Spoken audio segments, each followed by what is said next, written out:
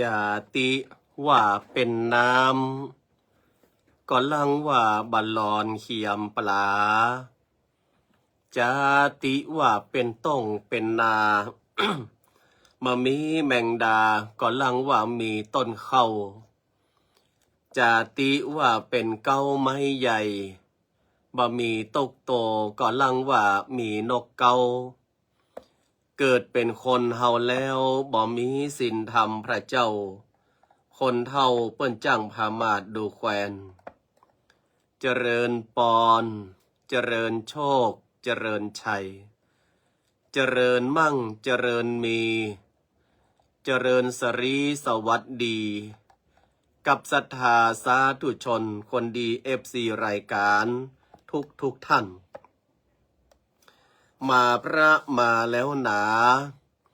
ญาติโยมศรัทธามาฟังพระครูวิโรจน์ ชยาภรณ์กับรายการธรรมะหนึ่งกำลังใจสไตล์ล้านนาโดยอาตมาพระครูวิโรจน์ ชยาภรณ์วันนี้นำรายการมาลามาขวายเพราะว่าอาตมาภาพก็กำลังเดินทางกลับจากการปฏิบัติศาสนากิจวันนี้ออกวัดตั้งแต่6 โมงเมื่อเจ้ากลับมาถึงวันก็6 โมงมาแรงพอดีก็ได้รับปากรับค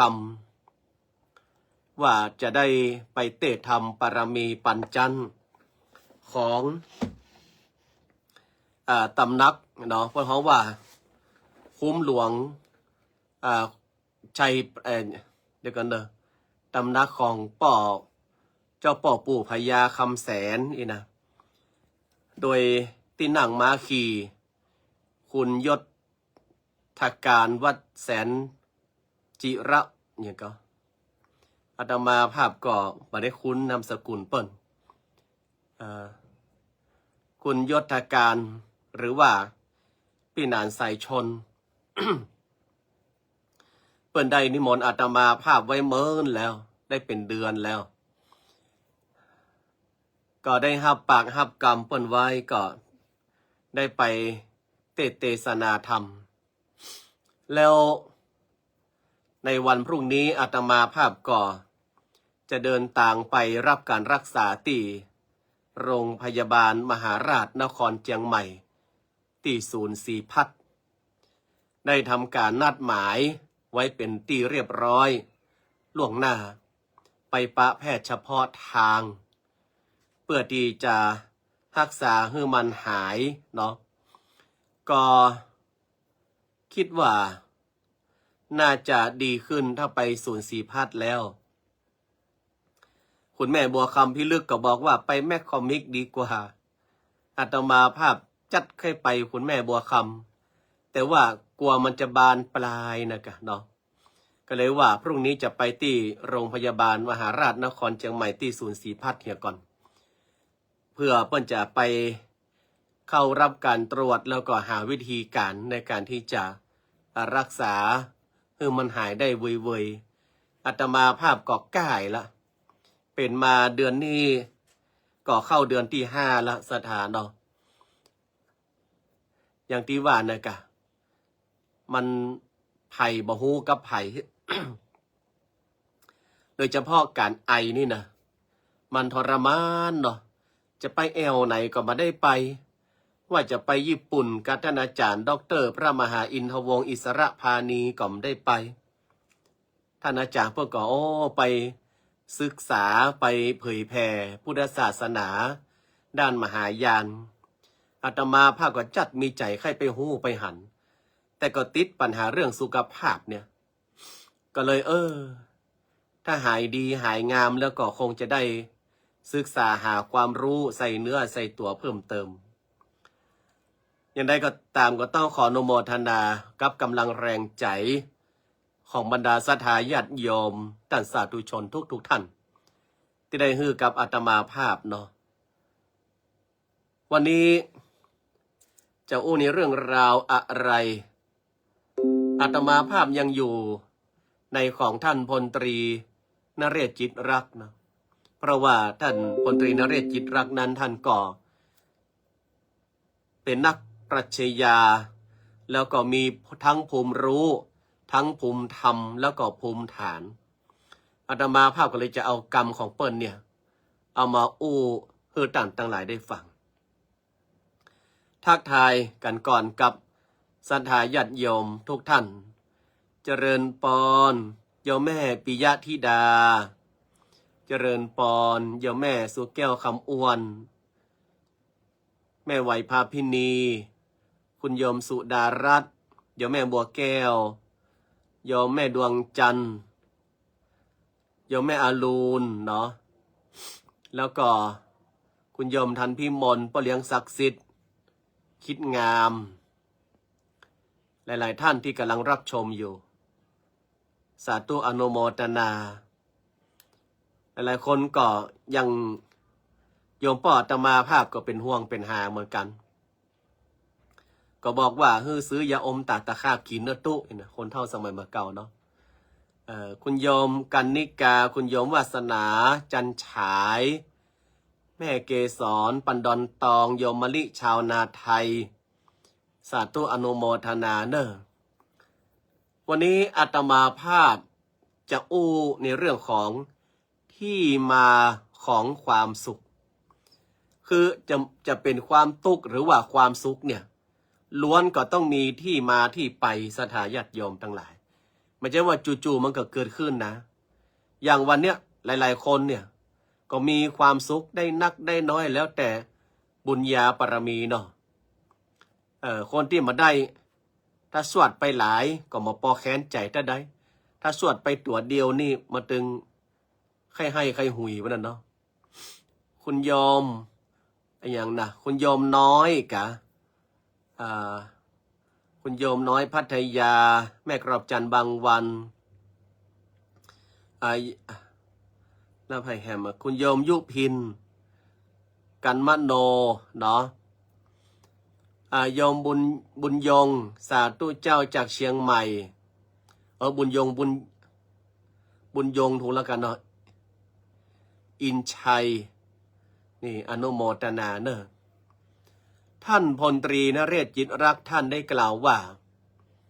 ที่มาของความสุขเนี่ยมันมีอยู่6ทางด้วยกันถ้าไผ่หูว่าความสุขจะมาจากสิ่งเหล่านี้ขจายเอาสิ่งเหล่านี้เข้ามาใส่ตัวเนาะแล้วเขาก็จะมีความสุขในทุกๆวันโยมสุทัศน์ดีสุวรรณพระอาจารย์จำลองโยมพี่กีดสาธุอนุโมทนาเนอะแม่เลี้ยงใหญ่ต้องเสลียมโยมสุดารัตน์บอกว่าแชร์แล้วเจ้าค่ะสาธุ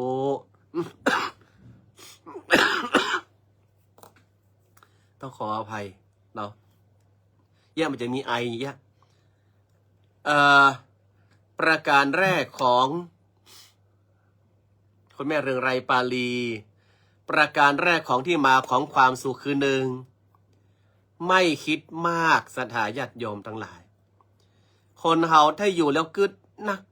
กึดไปไกลกึดไปใหญ่ของบะหมี่แปลงใส่ของใบใหญ่แปลงมาฟุ้งซ่านวิตกกังวลเกินความพอดีสิ่งเหล่านี้ถ้าเฮากึดนักอย่างมันอยู่ก็ตึงเป็นสุขเรื่องน้อยเดียวแต่อันนะแต่กึดไปนักบางคนเนี่ยศรัทธาญาติโยมเจ็บต้องเนี่ยสมมตินะจะด้วยสาเหตุใดก็จังแต่เจ็บต้องเอาแล้วมันล่างจะเป็นนั่นมันล่างจะเป็นนี่แฮะกะกึดไปเอาเข้านี่เป็นวิตกกังวลเป็นวะหักจากเจ็บต้องมาได้นะเป็นหักเลาะเอาล่ะกันนั้นบ้านหมุนบึ้งบังแล้วที่จริงโรคมันมาใจอย่างหลายบางทีกินมะม่วงกาตำส้มกาเนาะมันเจ็บต้องด้วยสาเหตุอื่นกาเนี่ยไปกึดนักจนเป็นหักเดี๋ยวความดันลดวาบแล้วกันเนี่ยเอาไหนมาไข้ตันแล้วปะต่อเป็นให้หุยฉะนั้นอะไรก็ตามเนี่ยถ้าเราไม่คิดมากมันก็ไม่ทุกข์มากเนาะมาคิดมากก็มาทุกข์มากอย่างอาตมาภาพเนี่ยไม่สบาย แต่มาภาพก็เสาะหาหมอหายุกหายามันตึงหายอาตมาภาพเชื่อมั่นในระบบการแพทย์ของประเทศไทยมันตึงหายคะแนนว่าเราจะไปวิตกกังวลนักจนเกินไปเนาะต้องไปวิตกกังวล2ไม่คาดหวังนี่เมื่อไม่คิดมากเขาก็อย่าไปคาดหวังอย่าไปคาดหวังว่าจะต้องเป็นอย่างนั้นอย่าไปคาดหวังว่าจะต้องเป็นอย่างนี้อย่าไปคาดหวังว่าเราจะต้องได้อย่างนั้นอย่าไปคาดหวังเราจะต้องได้อย่างนี้ถ้าเราคาดหวังไปนี่นะเมื่อผิดหวังมานี่โอ้เราจะท้อแท้บางคนทำความดีคาดหวังว่าความดีนั้นจะต้องมาปกปักรักษากะความดีจะต้องทำให้เรานั้นมาพบกับสิ่งที่มันเป็น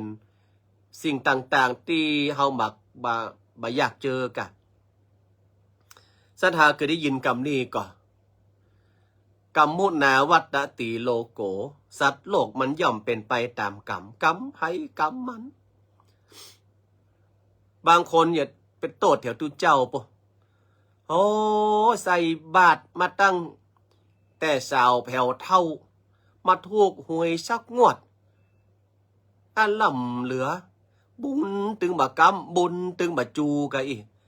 บาถูกหวยแล้วไปโตดบุญพวกน่ะสัทธาญาติโยมบุญบ่ใช่ไปหมุนลอตเตอรี่หรอมันมีที่ไหนขอเชิญนายบุญนางสาวบุญ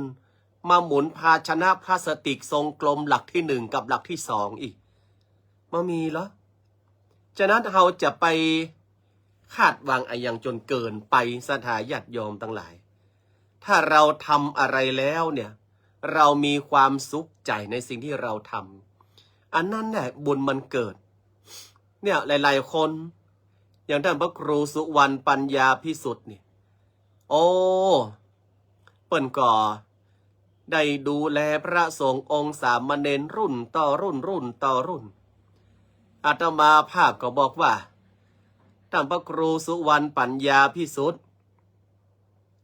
ท่านเลี้ยงพระเลี้ยงเนรทรงห้ำทรงเฮียนเนี่ยท่านวางอย่างคือเขามาตอบแทนกันท่านพระครูสุวรรณปัญญาพิสุทธิ์บอกว่าโอ้ผมมาวังอย่างสักอย่างหวังเพื่อเขาเอาความรู้ที่ได้ห้ำได้เฮียนเนี่ย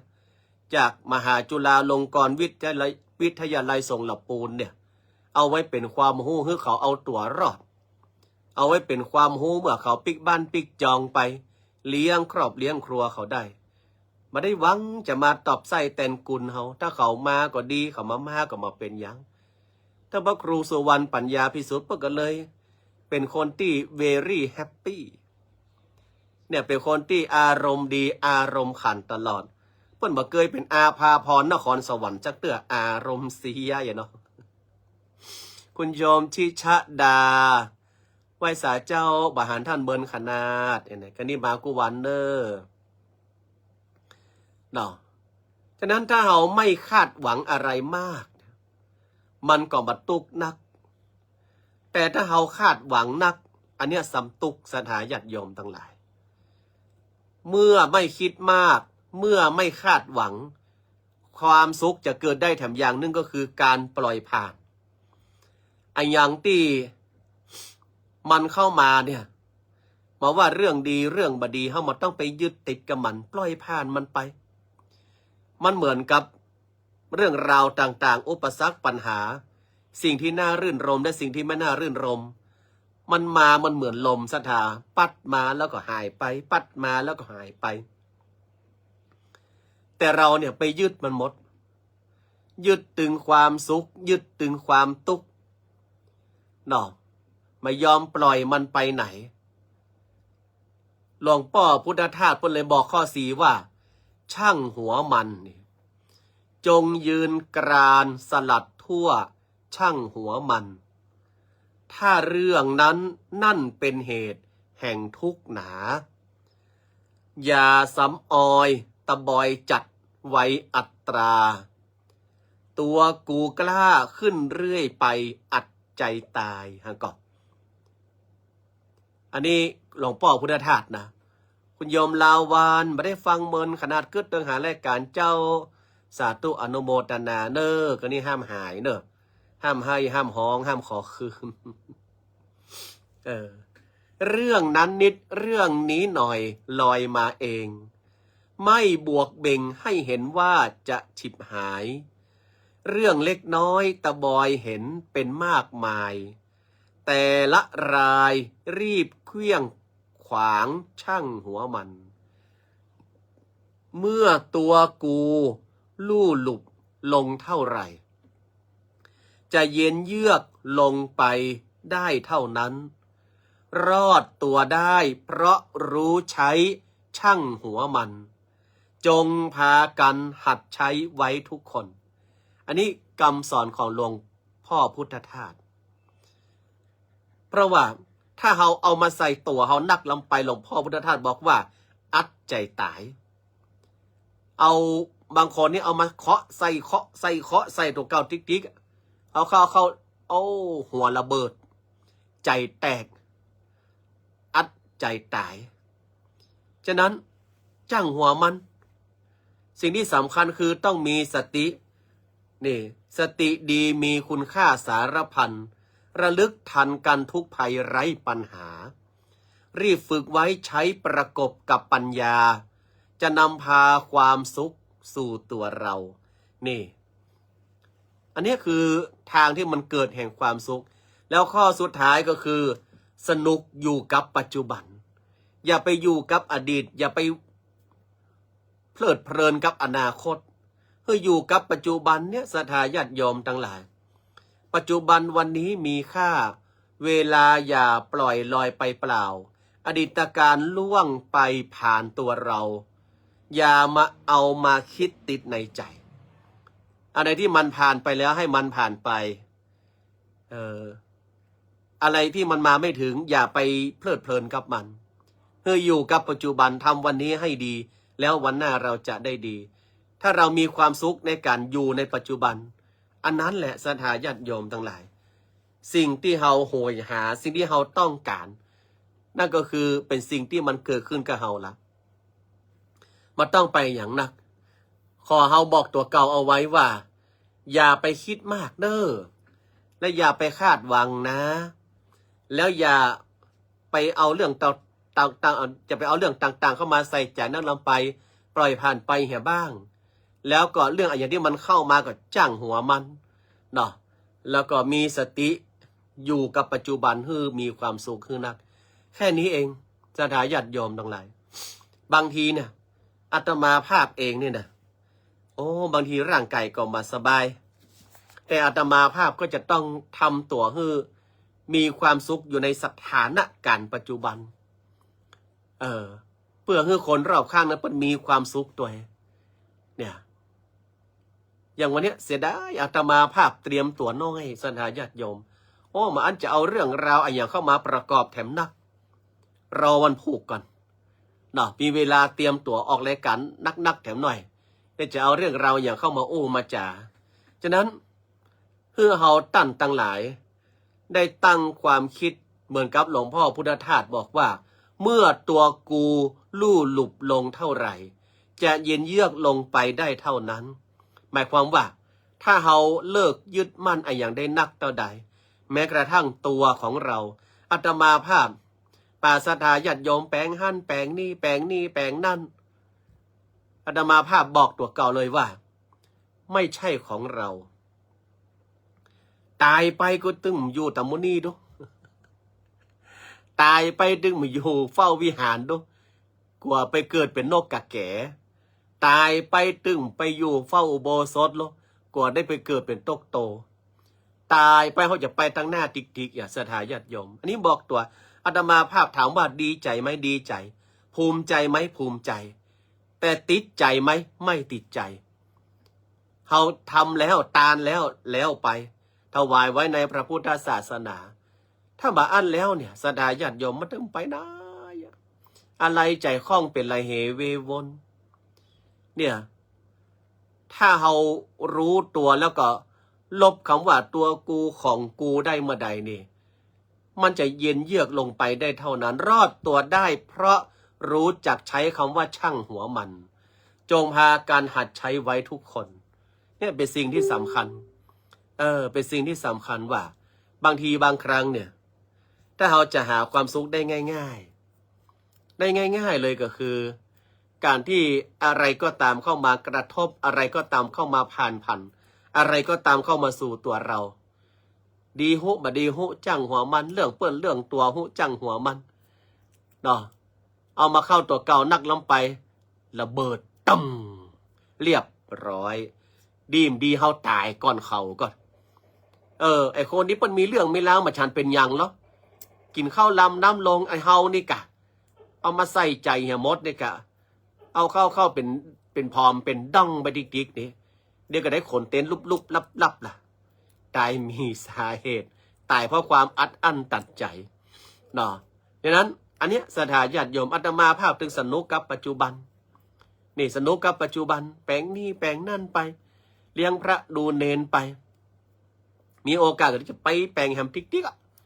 เนาะคะแนนศรัทธามันละอาตมาภาพเด้ออาตมาภาพก็อยากที่จะไปแล้วชีวิตนี้เกิดมาแล้วก่อนที่จะไปเนี่ยอยากจะก่อเกิดประโยชน์ขึ้นนักที่สุดดังนั้นก็ขอฝากศรัทธาตั้งหลายกันเอาไว้เนอะเนื่องจากวันนี้เวลาเตรียมตัวก็น้อยเดี๋ยวอาตมาภาพก็จะไปส่งน้ำเนาะแล้วก็อาจจะได้พักผ่อนพรุ่งนี้ก็จะเดินทางไปที่โรงพยาบาลมหาราชนครเชียงใหม่ศูนย์ศรีพัฒน์ตามที่ได้นัดคุณหมอไว้ใจเวลาประมาณครึ่งวันตอนบ่ายก็จะกลับมาเนาะแม่สุดแก้วคำอ้วนพวกก็บอกว่ากายบ้านอีแม่กำเนออีแม่จะเอาอย่างก็แม่ปลาอินทรีถวายเนาะเอามาพัดใส่ข้าวผัดเอามาพัดใส่ข้าวกับพัดใส่อันคณะกับถวายจังหันเช้าพัฒหารเพลเนาะจังหันเช้าพัฒหารเพลทุกวันนี้ที่วัดโบสถ์น้ำดิบมีพระมีเนรทั้งหมด17รูปก็ต้องจัดอาหารน้อมอาหารถวายทั้งเช้าทั้งเพลก็ได้มาก็ต้องอนุโมทนาเนอะเอาละศรัทธาญาติโยมท่านสาธุชนทั้งหลายพอแล้วไปก่อนหน้ามันไปติ๊กๆเนาะวันพรุ่งนี้มาป้ากันยังใหม่ช่วงนี้อาตมาภาพยังไม่ได้ภาพนิมนต์เทศกลางคืนเตื่อเพราะว่ากลัวสุขภาพมันบ่ไหวก็ได้มาปะรายการกับศรัทธาญาติโยมเนี่ย10 นาที20 นาทีเกินชั่วโมงก็ถือว่าได้ได้จ๋าได้เผยแผ่ศาสนากันไปเนาะมาปะกันใหม่ในวันพรุ่งนี้เนอะสาธุอนุโมทนาขอทุกท่านมีความสุขนัก111บุญรักษา